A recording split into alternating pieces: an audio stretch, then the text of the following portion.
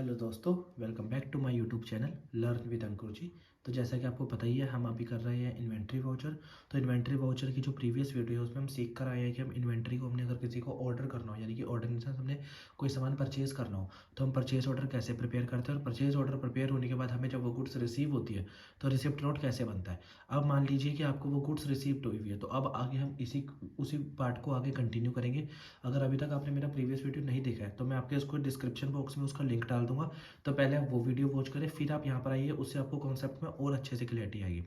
तो गाइस, अब मान लीजिए कि आपने परचेज कर लिया, आपको गुड्स मिल भी गए, लेकिन गुड्स मिलने के बाद जरूरी नहीं है कि सारी की सारी क्वांटिटी आपके ऑर्डर के हिसाब से मैच हो, या फिर कोई डिफेक्टिव पीस हो। तो जब कोई डिफेक्टिव पीस हो या फिर किसी तरीके की क्वांटिटी में कोई मिसमैच हो या कोई क्वालिटी वाइज हो, तो तब आप क्या करते हैं, आप परचेज रिटर्न, सेल्स रिटर्न का कॉन्सेप्ट आपने पढ़ रखा है।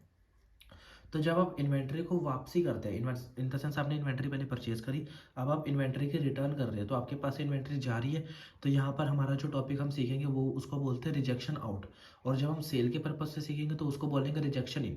तो जब आप अपनी राइट साइड में आएंगे तो आप देखेंगे यहाँ पे जो रिजेक्शन आउट और रिजेक्शन इन है, ये हाईलाइटेड नहीं है। तो इसको ऑन करने के लिए या फिर इस सेटिंग को ओपन करने के लिए आप क्या करेंगे, F11 फीचर्स में जाएंगे। F11 फीचर्स में जाते ही आप यहाँ पर देखेंगे, ये देखिए यहाँ पर ये नो था, मैंने इसको यस कर दिया है। अब यहाँ पर आप देखेंगे तो रिजेक्शन इन रिजेक्शन आउट ओपन हो गया। तो जैसे ही आप रिजेक्शन आउट पे आएंगे तो रिजेक्शन आउट का इस तरीके से स्क्रीन दिखाई देगी। रिजेक्शन आउट में आप देख सकते हैं कि लेजर नेम कि आपके किसके द्वारा है, ABC कंपनी, यहाँ पर भी ABC कंपनी। अब सेम आइटम मान लीजिए आपका जो था head and shoulder, total quantity कितनी आई थी, 100 आई थी। मान लीजिए मैंने कहा 5 पीस उसके गलत आ गए थे, बस। सिर्फ क्या हुआ, हम रिजेक्शन आउट का मीनिंग ये होता है कि हम अपने स्टॉक को वापसी भेज रहे हैं। इन द सेंस कि हमने स्टॉक कहा भाई कि ये चीज़ तुमने गलत भेज दी है या इसमें कुछ एरर है समथिंग, तो हमने वो चीज़ वापसी भेज दी। तो हमने देखेंगे आप यहाँ पर हमने रिजेक्शन आउट बना दिया।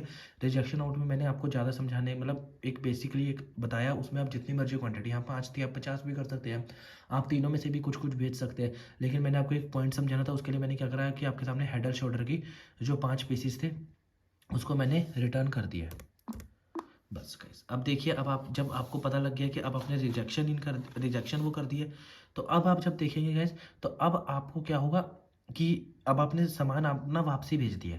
सामान वापसी भेजने के बाद अब दो केसेस बन सकते हैं, या तो अब आप बचे हुए सामान की पेमेंट करेंगे, या फिर अब आपके पास जो सामान आपने भेजा है, यानी मान लीजिए 5 यूनिट भेजी है, वो आपको सामने वाली कंपनी रिप्लेस करके वापसी देगी। अगर सामने वाली कंपनी में आपको फर्स्ट केस अभी ये बताना चाह रहा हूँ कि मान लीजिए सामने वाली कंपनी ने आपको वापसी दे दिया सामान, मान लीजिए 5 यूनिट आपने भेजी, उन्होंने रिप्लेस करके सही क्वांटिटी की यूनिट आपके पास भेज दिया, तो उसमें तो आप रिसिप्ट नोट का यूज़ करेंगे।